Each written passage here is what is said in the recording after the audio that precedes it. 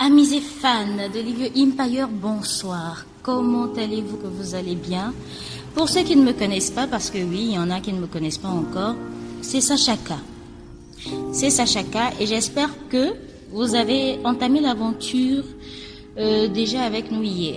Si ce n'est pas le cas, vous pourrez nous contacter à la fin du feuilleton pour avoir les actualités du moment, c'est-à-dire les feuilletons qui passaient ou l'épisode premier de ce feuilleton, ainsi de suite. Alors, aujourd'hui, nous n'aurons pas deux voix, nous aurons qu'une seule voix. Et oui, c'est la particularité aujourd'hui. Nous n'aurons qu'une seule voix, je serai à la narration, je serai à la voix masculine et je serai à la voix féminine. Oui, aujourd'hui, Mister Davia n'est pas disponible. Alors, deuxième notification, c'est que notre auteur n'est pas une femme. Hier, dans mon audio, dans ma vidéo, il était dit que l'histoire était de dame, mais non. L'histoire est de monsieur ou de Mister Yawo Kumonji Midowen. Voilà. Donc, c'est bien un grand gaillard. S'il m'écoute, parce que je sais qu'il me suit, s'il me suit, toutes nos excuses pour l'erreur d'hier. Bien, sans plus tarder, je vais demander à tous mes auditeurs, là, tous ceux qui sont là pour le feuilleton, là, attrapez vos sièges. Ah oui, attrapez vos sièges. Bon, tout est dit, vous connaissez la suite, non? Bien, sans plus tarder, commençons.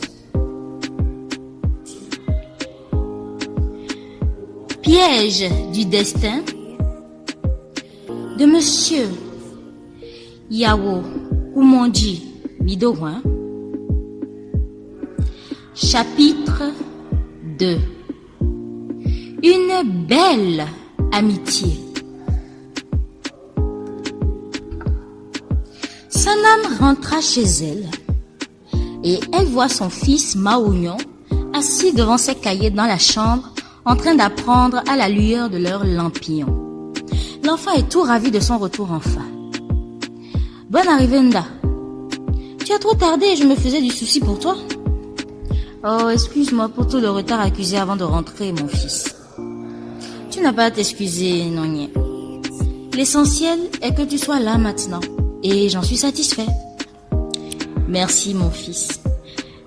Tu apprends tes cours?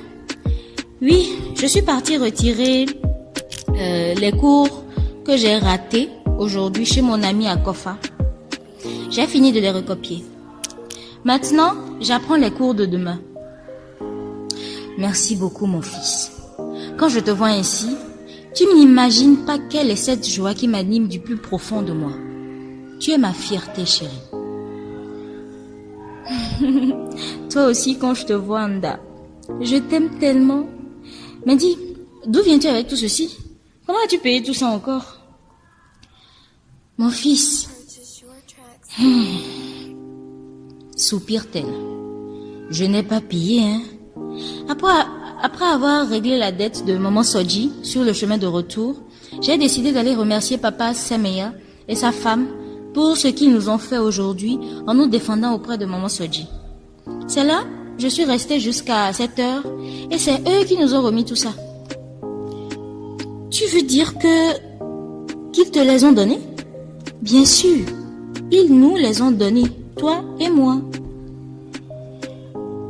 Maounion, un ton plutôt méfiant et nerveux. Non, tu ne devais pas accepter. Tu ne devrais pas accepter. Je ne veux pas que quelqu'un vienne nous insulter ici encore pour ce que nous aurons mangé et t'humilier. C'en est assez comme ça. Senam, d'une voix rassurante et... Sanam d'une voix rassurante, de mère, et d'un regard doux et apaisant, pose la main droite sur l'épaule gauche de son fils et lui dit: ne t'en fais pas, mon chéri. Tu me connais assez. Ces gens sont des gens bien qui ont un bon cœur. Ils connaissent aussi ce qu'est l'humiliation.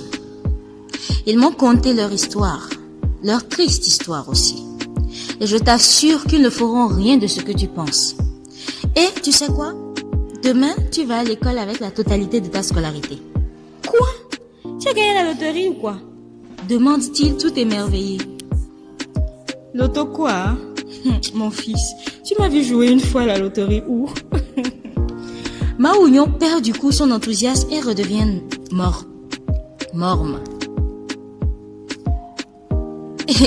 Et comment vais-je pouvoir aller à l'école demain et payer mon écolage alors que nous n'avons rien pour le moment? Papa Semeya a payé ton écolage, mon trésor, quand il a appris que tu as été renvoyé aujourd'hui. Mao Union est étonné. Quoi? Oui, mon amour. Décidément, je ne sais quoi dire. On dirait que Dieu ne dort pas. Et cet homme serait si généreux? Évidemment, les dieux de nos ancêtres ne nous oublient pas. Mao Union fixe sa maman des yeux sans plus rien dire. Cette dernière lui demande. Odunouvoa, as-tu déjà mangé pour dire? Non, pas encore. Je t'attendais, Enonye, pour dire ma maman. Voilà ce que je disais. Viens, nous allons manger. Après, je prends un bain et nous nous couchons. Demain, tu as cours.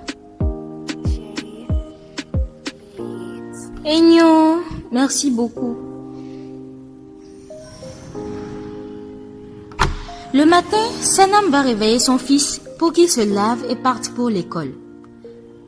Et l'autre s'est levée depuis pour lui chauffer de l'eau et aller à ses petits travaux matinaux. Pendant ce temps, à l'intérieur, Mao Union s'est levé déjà et jette des coups d'œil à ses cours. Une fois dans la chambre, elle le voit devant les cahiers. Tu es déjà debout, chérie? Oui, Nda. Il fallait que je revise mes cours. Je n'ai pas su bien les assimiler hier avant de dormir. J'étais tellement fatiguée. La maman s'assied près de son fils sur la natte et lui caresse la tête. De cet amour de nos douces mamans. Vous en savez quelque chose, n'est-ce pas? Ça c'est moi, ça c'est Sachaka. Mon fils, tu as raison. Avec tout ce que tu as fait hier, je ne te croyais même pas déjà debout. Comment tu vas? Tu sens des douleurs? Non, Nda, ça va, je me sens bien. Et toi, comment tu vas? Je vais bien, chérie. J'ai chauffé de l'eau pour toi. Lève-toi pour te laver et aller à l'école. Il se fait tard. Il ne faut pas que tu sois en retard. D'accord, j'y vais. Merci beaucoup pour l'eau. De rien, mon amour. Viens, je te fais un bisou. Je vais te faire du bisou. Mao Union s'approche de sa maman, qui le couvre de bisous sur les joues et le serre fort contre soi tendrement. Je t'aime, Nonye. Je t'aime tellement. Tu es la meilleure maman que tout le monde puisse chercher à avoir, mais en vain. Car tu es unique et tu n'es pas pour tout le monde. Je t'aime aussi, mon fils. Il n'y a pas ton deux, quoi. Tu es le plus beau trésor. Maintenant, va te laver, mon chéri. Mao Union range ses effets dans son sac. Il se lève et va chercher la serviette et le contenant du savon. Il sort, rentre dans la salle de bain en clé où sa maman s'est permis de lui laisser l'eau. Quelque temps après, il ressort, rentre dans la chambre. Il se met dans sa tenue scolaire kaki, met son sac au dos et vient vers sa maman en train d'arranger des bois dehors. Je suis prête, Nda. Il faut que j'y aille. Ah, mon fils, viens prendre ton argent à remettre au directeur. Sanam détache un nœud d'un bout de son peigne pour lui remettre 7500 francs. Voici ton écolage. Elle lui remet encore 1500 francs. Voici aussi pour ton livre que tu as demandé la fois passée. Papa Semeya m'a remis 10 000 francs hier. Donc, nous en profitons pour ton livre en même temps. Et aussi, tu vas manger toi aussi pour une fois, encore à l'école aujourd'hui. Tu prends 50 francs.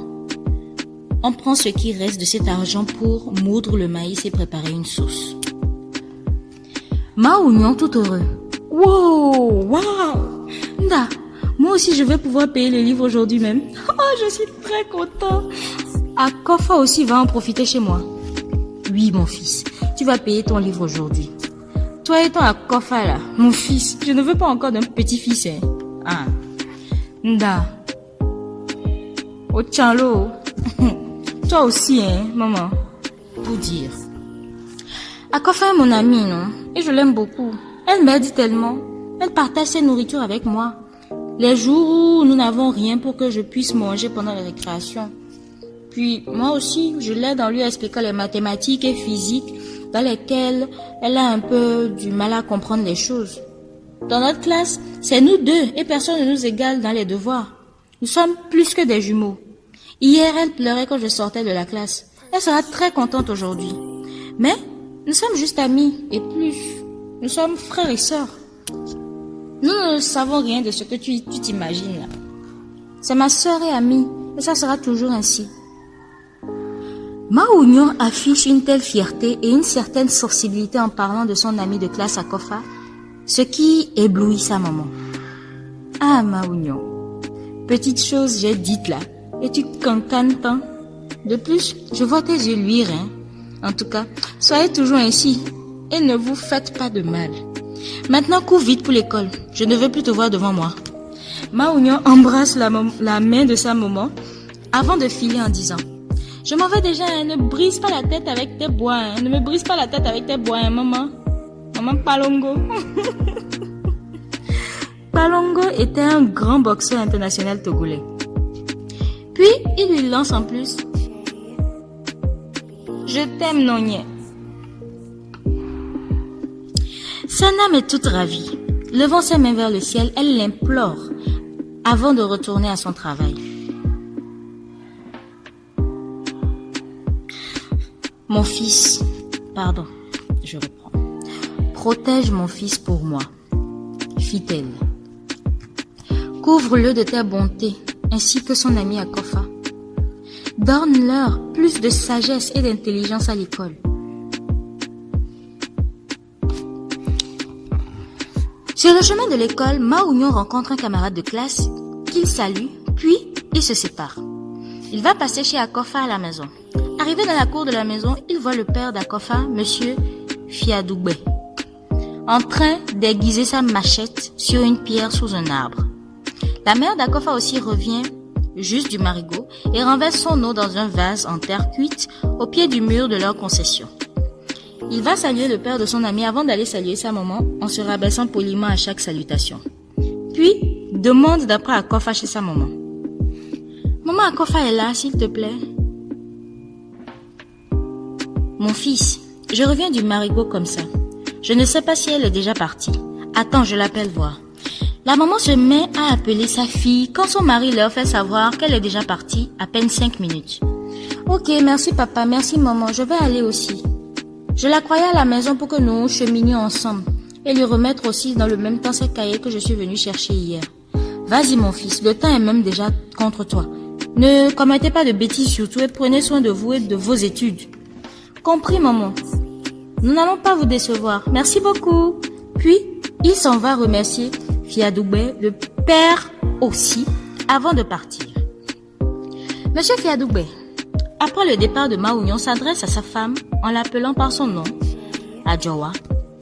Adjoa, j'aime bien le comportement de ce jeune garçon. Il est tellement innocent et respectueux que je ne puisse lui reprocher quoi que ce soit pour lui interdire de s'approcher de notre fille. Ah, moi-même je le savais que tu admires quelque chose chez cet enfant. Ce pourquoi tu ne dis jamais rien lorsqu'il vient ici. Sinon te connaissant, quel garçon laisseras-tu mettre pied dans cette cour qu'il cherchait notre fille parce qu'ils sont camarades de classe? Ah ça, tu l'as dit. Il faut que je reste aux aguets pour protéger mes ressources contre les envahisseurs, non? Mais lui, c'est un investisseur. Il investit dans l'éducation et la bonne compagnie de notre fille. Donc ici, lui est toujours un accueil.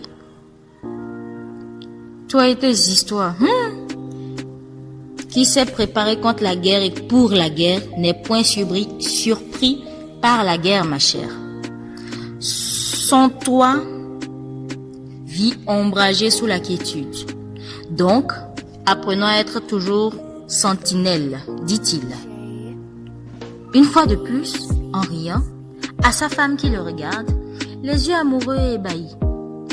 Il se lève pour avoir fini d'aiguiser sa machette et lui redit: je vais au champ ramener les noix de palme que j'ai cueillies la fois passée. Je ne saurais tarder. Je finis de puiser l'eau pour te préparer quelque chose à manger à ton retour. Toi-même tu sais et tu as intérêt, dit-il tout hilar. Il dépose le coupe-coupe à l'entrée et rentre dans la chambre. Adjoa reprend son chemin de marigot, sa cuvette en aluminium sur la tête, après quelques taquineries aussi à son mari. Maougnon, quant à lui, arrive dans la cour de l'école. Il voit Akofa assise tristement sous un hymne. Il passe par derrière elle et lui bande les yeux avec ses mains. Akofa sait tout de suite que ça ne pourrait qu'être son ami. Elle lui tient aussi les mains et d'une voix joviale l'appelle. Je sais que c'est toi, Maougnon. Maougnon enlève ses mains de ses yeux tout hilar à son tour. Comment se fait-il que tu sois seule ici, privée de vie, Akofa? Tu me demandes? Voudrais-tu que je sois heureuse pendant que toi, tu es à la maison? Je suis allée chez toi ce matin pour voir si tu venais à l'école et je n'y ai vu personne. Alors je me suis dit que tu serais à l'école. Arrivée, je ne voyais nulle part tes traces. Je suis là maintenant, t'inquiète. Je crois que nous nous étions échangés de route. Je viens de chez toi aussi, comme ça. Pour que nous cheminions ensemble. J'ai vu papa et maman et papa m'a dit que tu étais déjà parti. C'est vrai? J'ai dû quitter tôt pour venir chez toi. Tu as apporté une partie de l'écolage. On va te renvoyer encore aujourd'hui. Ricanement. Me renvoyer? Je viens tout payer en même temps ce matin. Hein. J'ai apporté la totalité de ma scolarité. Akofa, toute heureuse, lui saute au cou, avec toute sa fierté avec laquelle il lui a parlé de la paye de sa scolarité complète. Enfin, aujourd'hui je vais pouvoir être présente d'esprit en classe, parce que tu y seras aussi. Je t'ai vu en train de pleurer hier quand je sortais. Merci beaucoup, Akofa. Tu es une amie. Et plus que ça, tu es une sœur. Je t'aime beaucoup. Moi aussi, je t'aime beaucoup, mon frère. Quand je te vois, je me sens rassurée. Maintenant, tu veux bien m'accompagner chez le directeur pour payer l'écolage avant que nous n'allions en classe? Après, j'ai une autre bonne nouvelle pour toi et c'est une surprise. Une surprise? Allons-y vite. Toi-même, tu sais que je n'aime pas entendre parler de surprise, non? Ça me stresse et fait battre mon cœur. Les deux enfants s'en vont pour la direction, se taquinant. Arrivé, Akofa attend à l'entrée. Maougnon entre. Quelques instants après, il sort et se fait accueillir par son ami qu'il agresse sereinement.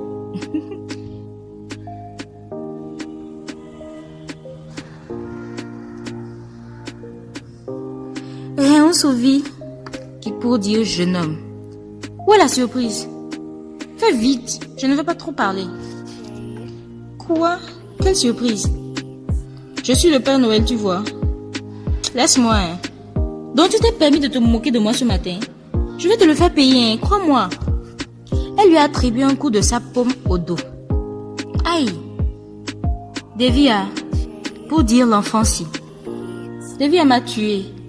J'ai une surprise pour toi, mais je ne vais plus rien te dire pour m'avoir frappé. À moins que tu me fasses un bisou sur la joue. Tchou! Monsieur le capricieux. C'est moi qui ai tonton ce matin comme ça. Tu n'auras rien. Maougnon fait semblant d'être en colère et s'en va. Akofa le rattrape et le prend par la main. Voilà ta bise, oh, dit-elle en l'embrassant, sur la joue.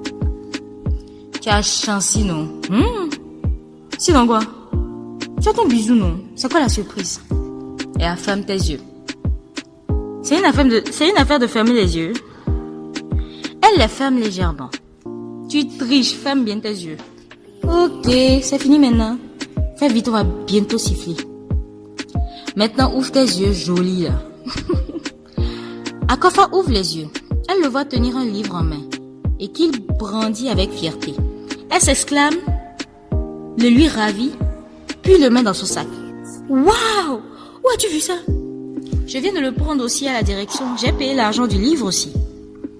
Akofa est toute heureuse, comme un cygne domestiqué furieux qui vient de s'échapper et regagne, affranchi, sa brousse natale, les champs et les bananeraies, libre de l'esclavage, libre de la soumission, libre d'une vie qui n'est pas sienne et que l'on lui imposait. Le livre de mathématiques que nous cherchons tant à avoir aussi depuis là, pour être comme les autres là, c'est demain tu vas le prendre. Lui et moi, nous allons nous coucher cette nuit.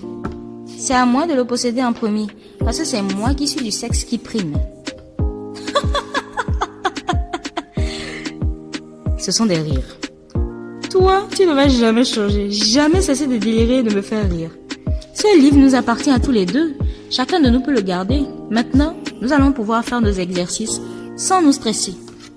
Tu n'imagines même pas ma joie. Ouf. Et enfin, on est désormais libre dans nos têtes pour nos devoirs. Comme je me sens affranchie de ce stress. Et Akofa, un simple livre pour nos devoirs et cette euphorie à parler d'affranchissement.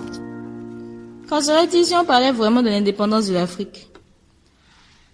Quand ce moment aussi viendra, nous en parlerons. Arrête de me compliquer toujours la vie et laisse-moi savourer au moins ce bonheur. Tu n'es pas du tout différent de mon père, hein? Oh.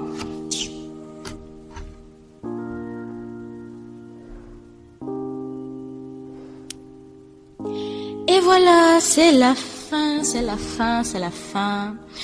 du deuxième chapitre. Donc, laissez vos commentaires. Comment est-ce que vous avez trouvé cette amitié entre Akofa et Maounion? Dites-nous ce qui vous traverse l'esprit. Dites-nous comment vous trouvez ces deux dans peut-être 5 ans, 10 ans.